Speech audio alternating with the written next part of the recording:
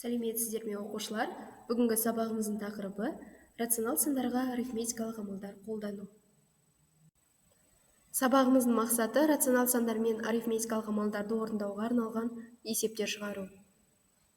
Балалар, ең алдымен еске түсірейік. Рационал сандар дегеніміз бүтін сандар, жай бөлшектер, ондық бөлшектер және шектеусіз ондық бөлшектерден тұратын жиынды айтамыз.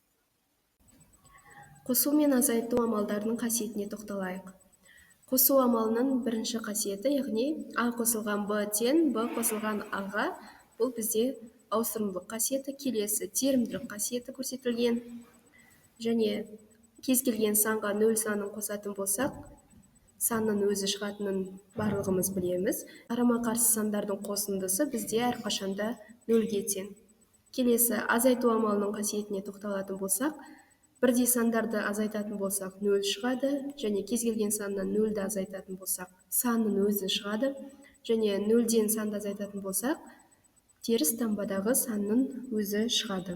Және бұл азайту амалының терімділік қасиеті. Келесі бөлу мен көбейту амалдарының қасиетін еске түсірейік. Бірінші көбейту амалына тоқталсақ, А көбейтілген Б тең болады Б көбейтілген А-ға. Яғни бұл бізде ауыстырымдылық қасиеті.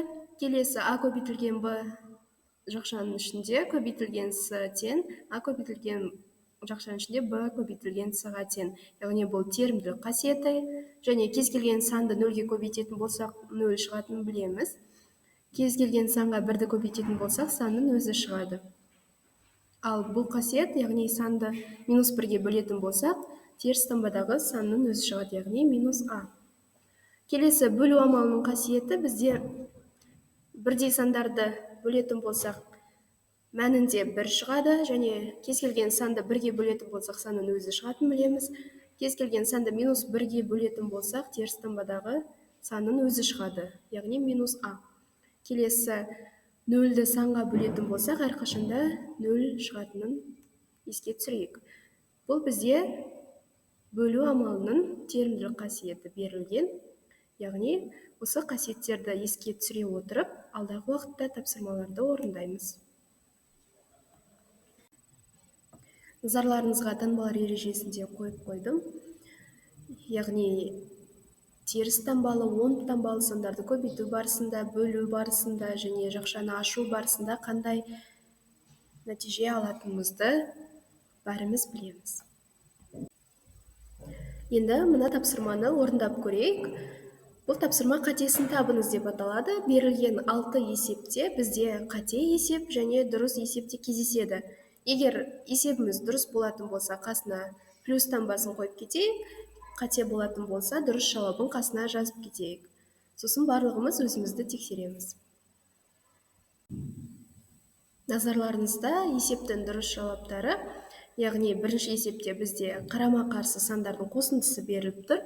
-12 қосылған 12, ол әрқашанда 0-ге тең екенін білеміз. Бұл яғни дұрыс екен. Келесі 3,25 санын -10-ға көбейткенде 0,325 шықпайды, бізде -32,5 шығады.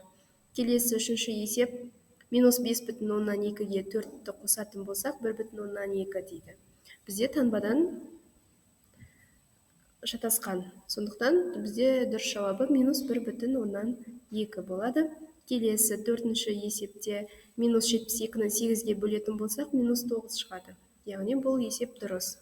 Келесі 2-ден 1-ге қосамыз -2-ні, нәтижесінде -1,5. Бұл есеп дұрыс екен.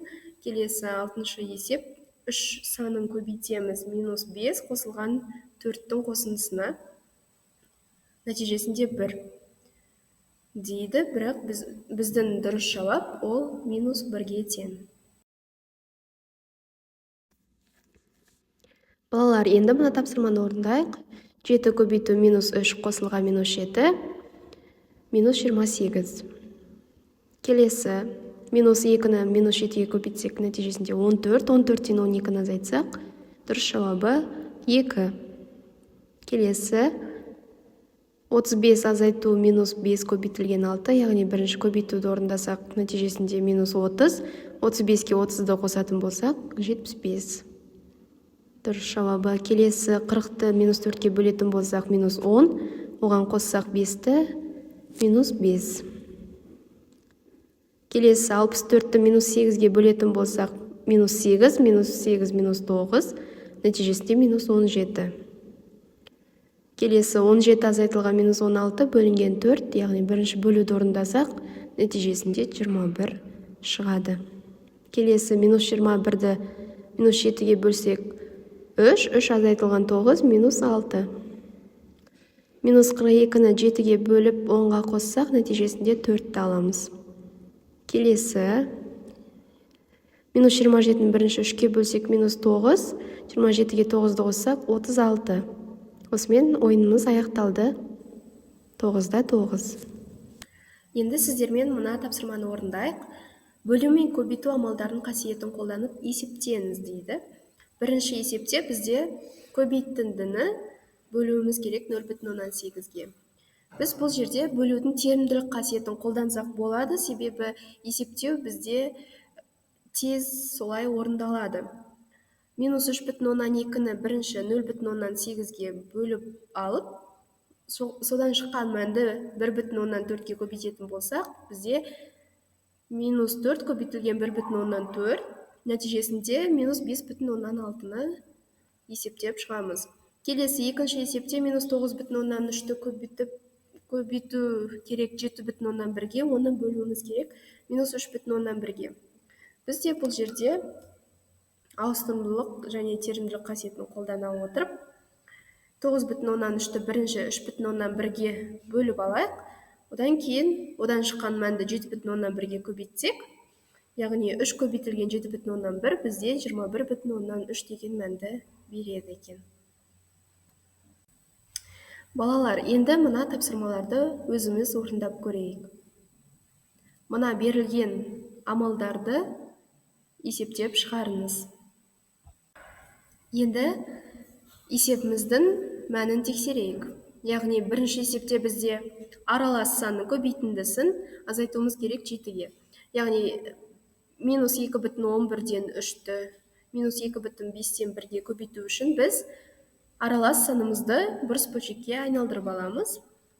Біз білеміз, 2 теріс санның көбейтіндісі бізде 10 санды береді, сондықтан бұл жерде минус таңбасын алып тастадық. 11-ден 25-ті көбейтеміз 5-тен 11-ге, одан шыққан мәнді азайтсақ 7-ге. Яғни бұл жерде бөлшектеріміз өзара қысқарып, нәтижесінде 5 шығады. 5-тен 7-ні азайтатын болсақ, минус 2 деген мәнді аламыз. Келесі, екінші есепте бізде минус 3,8-ден 3-ті 16-ға көбейтуіміз керек, одан шыққан мәнді 38-ге қосатын болсақ, нәтижесінде, яғни көбейту үшін бізде теріс сан мен 10 санның көбейтіндісі теріс санды береді. Сондықтан минус таңбамызды қойып қоямыз. Ал берілген аралас санымызды бұрыс бөлшекке айналдырып көбейтсек, яғни бұл жерде бөлімінде 8, алымында 27 көбейтілген 16. 16 және 8 сандары өзара қысқарып, бізде минус 54 деген мәнді береді екен. Және минус 54 санына 38 санын қосатын болсақ, үлкен саннан кіші сан азайтылып алдына үлкен сан таңбасы қойылады, сондықтан нәтижесінде бізде минус 16 шығады.